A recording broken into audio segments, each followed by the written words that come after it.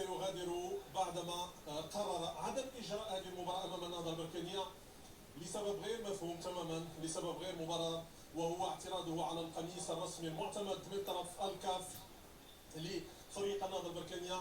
هنا كارلوس غاريدو، لو سمحت زياد على يميني.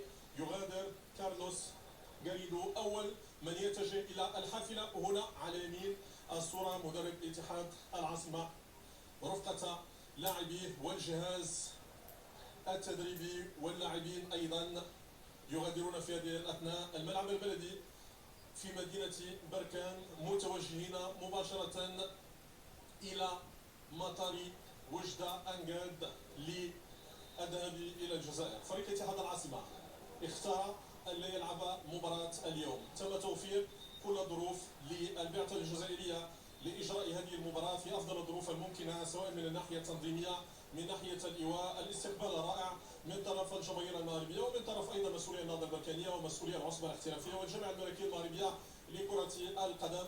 لكنهم اختاروا عدم إجراء هذه المباراة، ما يعرضهم لعقوبات من طرف لجنة المسابقات في الكونفدرالية الإفريقية لكرة القدم.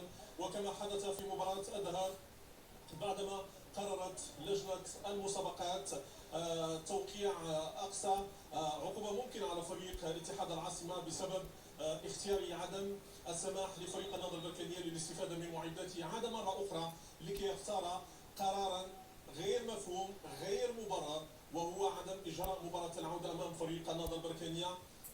توجه نحو مراقب المباراة، نحو الطاقم التحكيمي، احتج على قميص فريق النهضة البركانية، وبعدها قرر مغادرة الملعب. غاريدو أول من التحق بحافلة الفريق في انتظار التحاق اللاعبين والرسميين تباعا في الطريق نحو مدينة وجدة ومطار وجدة أنقاد. لديهم رحلة مبرمجة في حدود الساعة 1 صباحا للتوجه إلى الجزائر عبر رحلة خاصة للخطوط الجوية المصرية. هنا لاعبو اتحاد العاصمة يتجهون، والطاقم التحكيمي أيضا الذي يغادر بدوره بشكل رسمي الملعب البلدي هنا في مدينة بركان بعدما استنفذ كل الحلول لإقناع فريق اتحاد العاصمة بضرورة إجراء هذه المباراة. الطاقم التحكيمي انتظر الوقت المسموح له قانونيا بذلك، وبالتالي قرر مغادرة أرضية الملعب.